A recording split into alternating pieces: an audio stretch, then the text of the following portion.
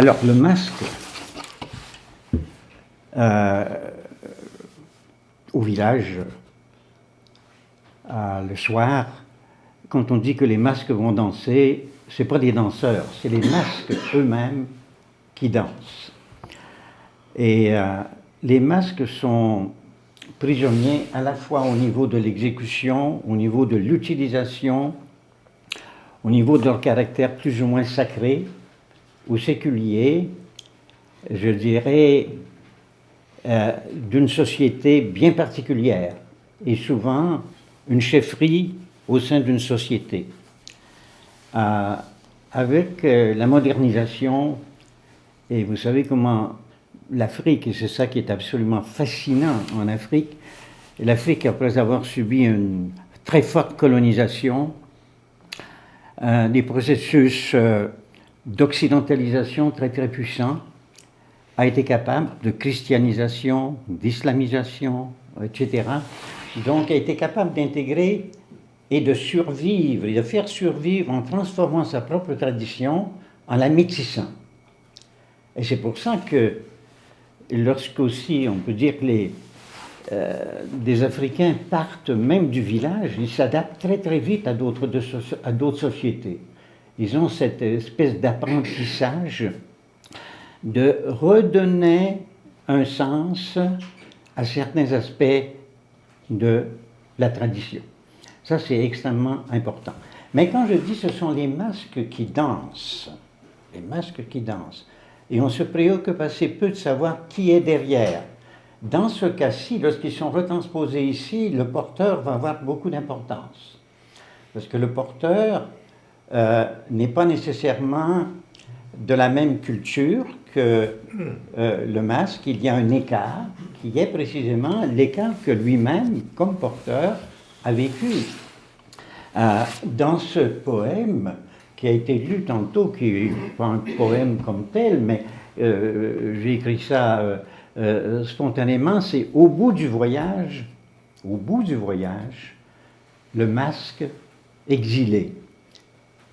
Et la question que je me suis posée, c'est de savoir si le caractère sacré, si l'énergie intérieure au masque, j'en parlerai un petit peu plus tard s'il y a des questions, qu'est-ce que c'est cette énergie interne au masque?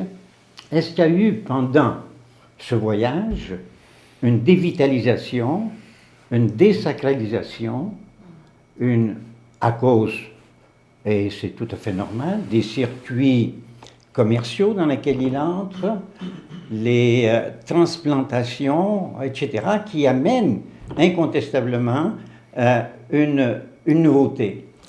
Et le porteur de masque est ce migrant, de sorte, qui est obligé de faire sens d'un passé et d'un présent.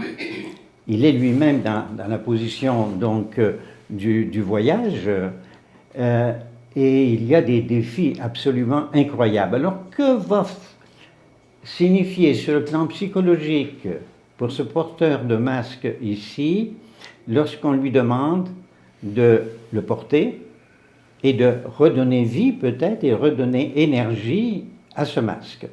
Alors nous allons en reparler un peu plus en détail.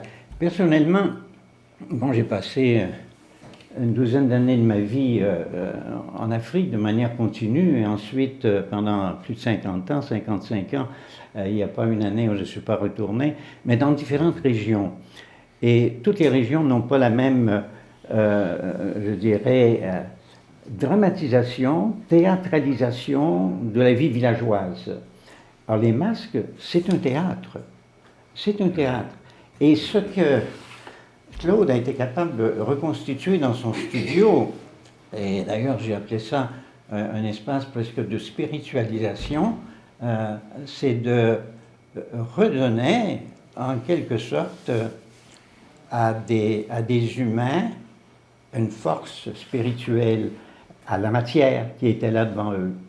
Moi j'ai toujours pensé que, vous savez, ce qu'on appelle les fétiches, ce qu'on appelle les objets magiques, ce qu'on peut appeler aussi les masques qui interviennent dans les rituels, ce sont les humains qui, en honorant les esprits, en dansant pour les esprits, en chantant pour les esprits, font en sorte que les esprits descendent et viennent et habitent véritablement dans les masques.